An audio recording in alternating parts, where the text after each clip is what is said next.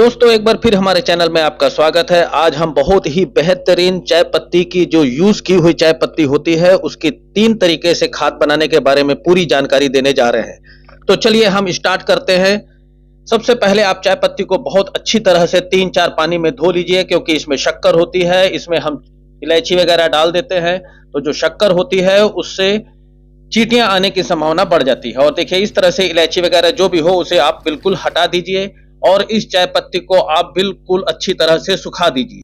2 से 3 दिनों में यह चाय पत्ती बिल्कुल अच्छी तरह से इस तरह से सूख जाएगी और उसे आप किसी भी डब्बे में इस तरह से पैक करके रख सकते हैं। इस चाय पत्ती का उपयोग किन पौधों में करना है और किन पौधों में नहीं करना है उसके बारे में भी हम बताएंगे। तो चलिए अब स्टार्ट करते हैं, हम इसका उपयोग किस तरह से करने जा रहे हैं। क्योंकि अब इसका उपयोग हम 3 तरीके बताने जा रहे हैं और आपको पूरा आखिरी तक जरूर देखिएगा, क्योंकि लोग गलत तरीके से चाय पत्ती का उपयोग कर लेते हैं और पौधों को नुकसान भी पहुंचा लेते हैं। क्योंकि इसमें नाइट्रोजन की मात्रा बहुत अधिक होती है, इसमें फास्फोरस भी होता है और पोटेशियम की मात्रा भी पाई जाती है।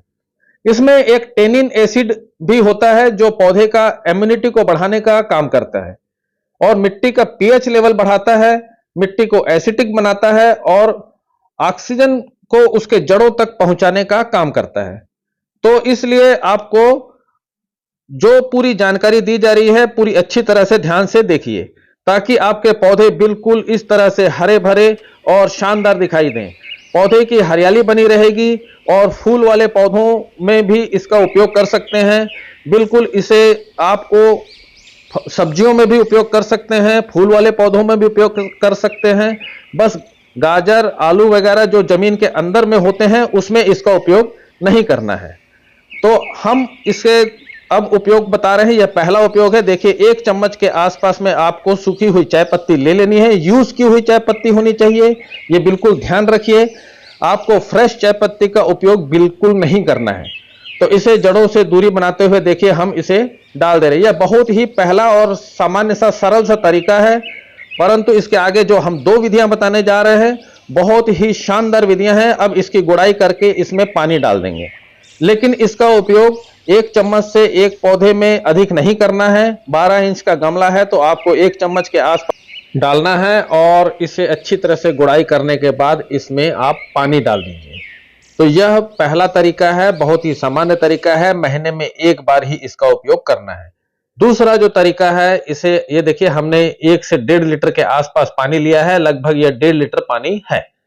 तो 1 लीटर पानी में आपको 1 चम्मच जो सूखी हुई चाय पत्ती का उपयोग करना है और हमारे यहां पर हमने देखिए 1.5 लीटर के आसपास है, तो हम इसमें लगभग 1.5 चम्मच के आसपास चाय पत्ती इसमें डाल देंगे।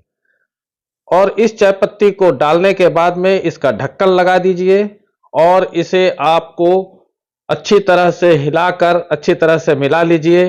ढक्कन अच्छी तरह से टाइट कर लीजिए और आपको जहां पर हल्की सी धूप और छाया हो वहीं पर इसे रखना है और इस तरह से अच्छी तरह से हिलाकर उसे रख दीजिए। और इसे रखने के बाद में जो शेष चाय पत्ती है इसे हम अभी डब्बे में, एयर टाइट डब्बे में रखकर तीसरी विधि के लिए उपयोग करेंगे जो हम आगे बताने जा रहे हैं।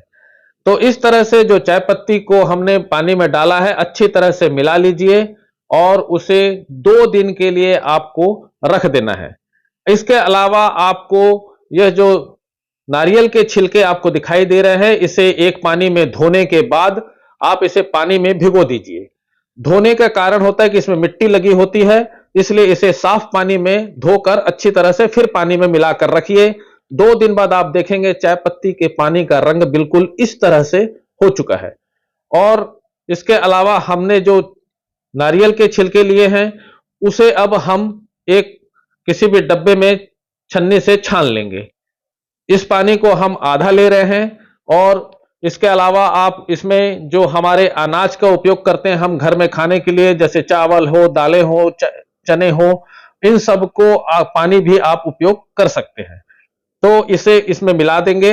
यह आधा हमने, यह नारियल का पानी का जो छिलकों का पानी है इसे आधा हमने लिया है और इसके अलावा हम आधा यह जो चाय पत्ती का जो हमने पानी तैयार किया हुआ है इसे हम मिला देंगे।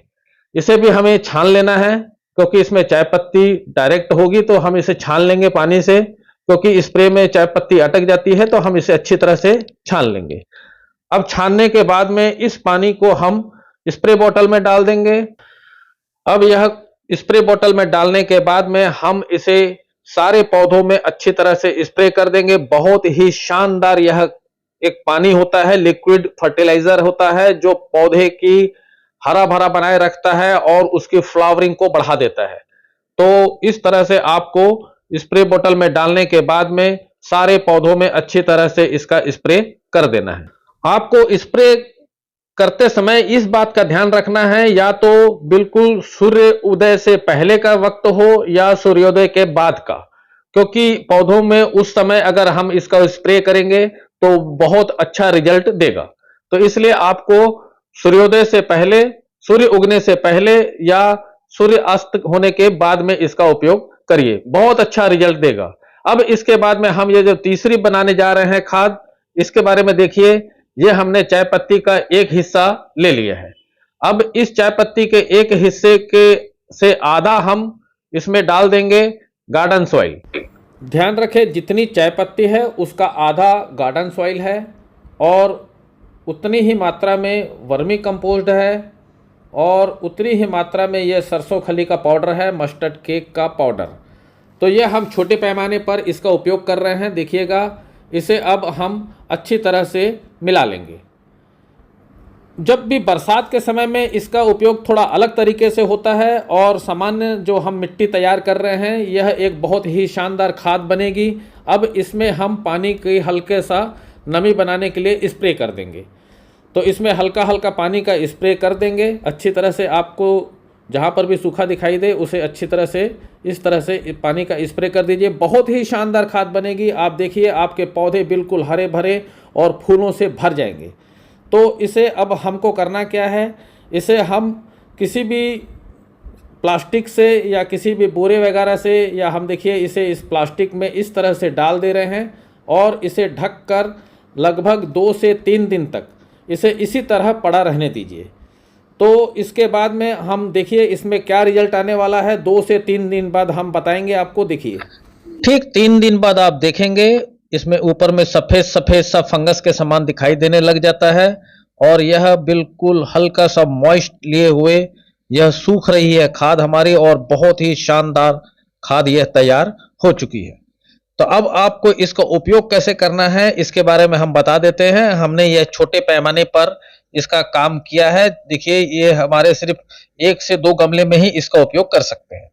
तो ये हमारे गुलाब के पौधे जो होते हैं, इसकी जड़ों के आसपास की जो मिट्टी होती है उसे आपको थोड़ी सी हटा देनी है। लगभग 2 इंच के आसपास की इसकी मिट्टी, 2 से 3 इंच की मिट्टी, इसे बाहर निकाल दीजिए। और इस मिट्टी को निकालने के बाद में आपको इस खाद की 2 से 3 मुट्ठी खाद इसमें चारों तरफ में धीरे धीरे डाल देनी है। तो जब आप खाद डाल देंगे तो इसके बाद में आपको जो मिट्टी हमने निकाली है उसे आप ऊपर में वापस डाल सकते हैं। इसका उपयोग आप फूलों के पौधों के अलावा टमाटर, बैंगन और बहुत सारे जितनी भी सब्जियां आप लगाते हैं उसमें कर सकते हैं। बहुत ही शानदार खाद होती है।